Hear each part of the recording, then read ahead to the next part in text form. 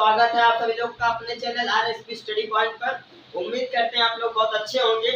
तो आज हम क्लास 11th के लिए फिजिक्स स्टार्ट करने चल रहे हैं और सबसे पहले फिजिक्स का चैप्टर हम स्टार्ट कर रहे हैं वेक्टर, क्योंकि इसके लिए बहुत ज़्यादा कमेंट आ रहे थे। सब इम्पोर्टेंट चैप्टर है, अभी तो स्कूल में पढ़ाया जा रहा है और हमें समझ में नहीं आ रहा है स्कूल में क्या पढ़ाया जा रहा है। सर प्लीज स्टार्ट कर दीजिए। तो उसके लिए आज हमारा सबसे पहला लेक्चर 01 होने वाला है और हम वेक्टर के आज इस लेक्चर में सबसे ज्यादा हार्ड टॉपिक नहीं देखेंगे, इसमें बस बेसिक टॉपिक देखेंगे क्या क्या है। ठीक है, तो शुरू करते हैं। वेक्टर में सबसे पहले होता है वेक्टर। तो वेक्टर में हम वेक्टर क्या होता है, पहले यही क्वेश्चन उठ जाता है, व्हाट इज वेक्टर। वेक्टर मतलब वेक्टर वो होता है जिसमें आपको दो चीज हो, एक मैग्नीट्यूड हो, एक डायरेक्शन हो। ठीक है, तो इसे वेक्टर कहते हैं।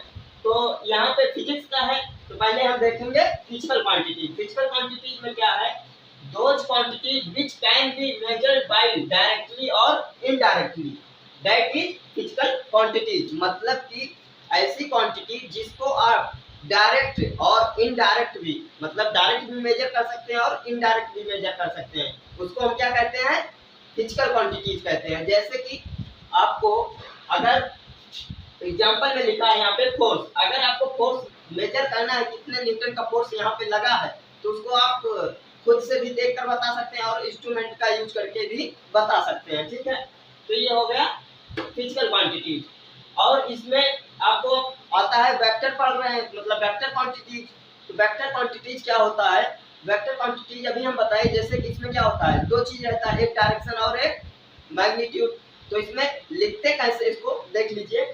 इसमें लिखते हैं those quantities which have both magnitude and direction, that is vector quantity. मतलब कि जिसमें मैग्नीट्यूड हो और डायरेक्शन दिया जाए। मतलब जैसे कि यहाँ पे कह सकते हैं, आपको एक कोऑर्डिनेट है, ये क्या है, ये एक्स एक्सिस है और ये वाई एक्सिस है, ये जेड एक्सिस है। ये क्या ओरिजिन 0 0 मतलब ओरिजिन।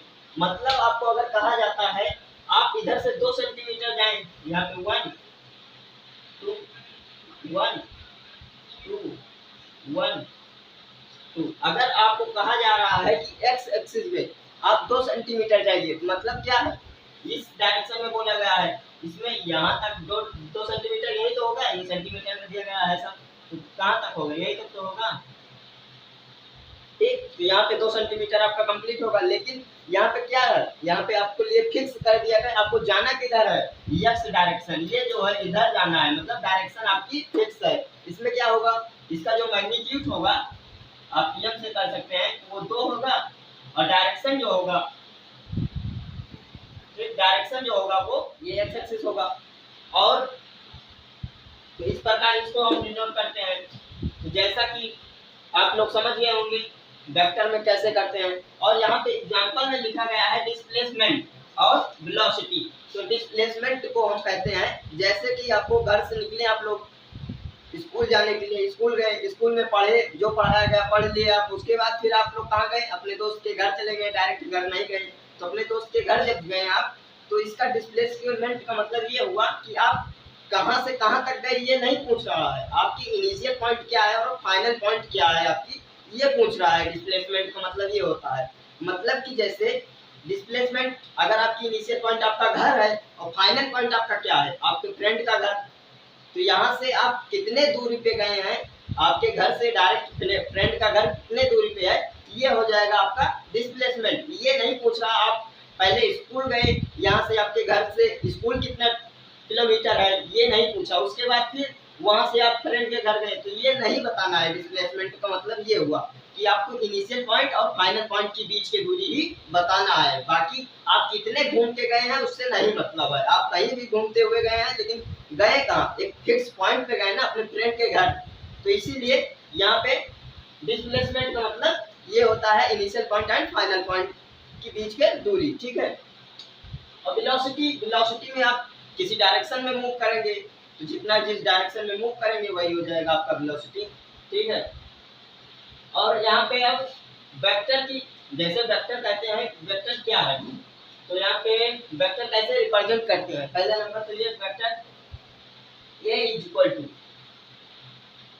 टू ये है, ठीक। ये एक वेक्टर दिया गया है, a इक्वल टू दिया गया है, ठीक है। तो ये a इक्वल टू वेक्टर दिया गया है। अब आप इसको क्या कर सकते हैं, वेक्टर में अगर अगर कहीं पे वेक्टर लिखा हो या अल्फा कोई भी अल्फाबेट हो, इससे नहीं मतलब वेक्टर है तो v से आगे स्टार्ट है तो v से ही लिखेंगे। इसका मतलब ये नहीं है कि v से ही लिखेंगे, कोई दिक्कत नहीं, आप a से लिख सकते हैं, आप अपने नाम से भी उसको रिप्रेजेंट कर सकते हैं, कोई दिक्कत नहीं है, जैसा आपका मन वैसा कर लीजिए, ठीक है। जैसे कि यहाँ पे a हो गया और b हो गया, ठीक। तो इस प्रकार हम वेक्टर को दर्शाते हैं, वेक्टर इसी को कहते हैं, ये वेक्टर है। अगर वेक्टर तभी होगा जब उसके ऊपर अल्फाबेट हो, चाहे जो हो। अगर आप अपने नाम से दर्शा रहे हैं या किसी का नाम, जैसे हो सकता है राम हो, ठीक, तो राम इक्वल टू 2 दिया गया है, ठीक है। तो इसके ऊपर क्या एरो लगाना है, क्योंकि जब तक एरो नहीं रहेगा तब तक वो वेक्टर नहीं माना जाएगा, ठीक है। तो इस प्रकार आप एग्जांपल में लिख सकते हैं, चाहे जिसका नाम लिखिए, चाहे ए लिखिए, चाहे अल्फाबेट कोई भी लिख दीजिए, ए टू जेड कुछ भी लिख सकते हैं, कोई दिक्कत नहीं है। इसमें आपको कोई बाउंड नहीं किया गया है कि आप यहीं से इसके बीच में ही लिख सकते हैं, इसके अलावा आप नहीं लिख सकते। इसका मतलब वेक्टर में कुछ नहीं है, आप चाहे। अब हम बात करते हैं, इसका नेक्स्ट टॉपिक है स्केलर क्वांटिटी। स्केलर क्वांटिटी में क्या होता है, सेम वेक्टर का ही रहता है, बस इसमें क्या है आपको डायरेक्शन नहीं दिया जाता है। इसको लिखते कैसे हैं देख लीजिए आप, यहाँ पे लिखा है those quantities which have only magnitude but not direction that is scalar quantity। मतलब कि यहाँ पे सिर्फ आपको मैग्नीट्यूड दिया जाएगा और डायरेक्शन नहीं रहेगा। समझ में आ रहा है कुछ? जैसे कि ये हो सकता है आपको बोल दिया गया कि यहाँ से घर, अपने घर पे है अभी, जिस कमरे में बैठे हैं या घर पे हैं, वहां से आपको कहीं जाना है, 2 किलोमीटर जाना है, लेकिन यहाँ पे कहाँ फिक्स पॉइंट नहीं बताएगा, आपको जाना वहां पे है, ये नहीं दिया गया, बस आपको घर से 2 किलोमीटर जाना है। अब कहाँ जाना है इसको हमको भी नहीं पता है, ठीक है। तो ऐसी कोई बात नहीं है, बाकी आप चाहे जहाँ जा सकते हैं, इसमें आप फ्री रहते हैं बिल्कुल।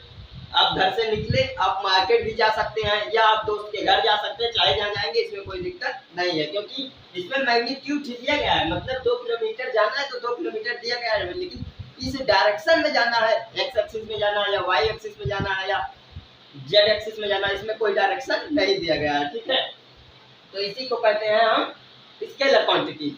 और इसमें एग्जांपल में दिया गया है डिस्टेंस स्पीड, मतलब कि आपको जाना कहाँ है, ये तो फिक्स नहीं है, कितने किलोमीटर जाना है, 2 किलोमीटर। 2 किलोमीटर आप चाहे जिस डायरेक्शन में जा सकते हैं, तो वही चीज यहाँ पे डिस्टेंस का मतलब हुआ। जैसे कि आपका ये कह सकते हैं आप अपने शब्दों में कि आप अपने घर से निकले, ठीक है, आप अपने घर से निकले, दोस्त के घर गए आप, ठीक, अपने घर से निकले और दोस्त के घर गए, तो वो उसकी जो बीच की दूरी है वही जो होगी वो हमारी डिस्टेंस होगी, ठीक है जी। एक पॉइंट से दूसरे पॉइंट के बीच की जो दूरी होगी उसी को हम क्या कहेंगे, डिस्टेंस कहेंगे, ठीक है।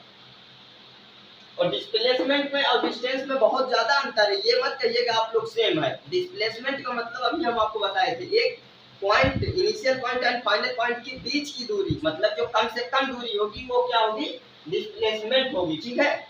और यहाँ पे जो आप जितना घूमते हुए गए, पहले आप कहाँ गए, अपने घर से स्कूल गए थे, ठीक, स्कूल से फ्रेंड के घर गए थे, तो आपके घर से स्कूल 2 किलोमीटर है, फिर आप स्कूल से 3 किलोमीटर आपके दोस्त का घर है, स्कूल से 3 किलोमीटर आपके दोस्त का घर है, तो डिस्टेंस का मतलब क्या होगा, वो पूरा जुड़ जाएगा। मतलब 2 किलोमीटर आप अपने घर से स्कूल गए थे, ठीक, उसके बाद स्कूल से 3 किलोमीटर कहाँ गए हैं, फ्रेंड के घर, फ्रेंड का घर कितना 3 किलोमीटर है, उसके बाद वो पहले से 2 आप निकले हैं घर से अपने स्कूल, तो मतलब 3 to 5 किलोमीटर।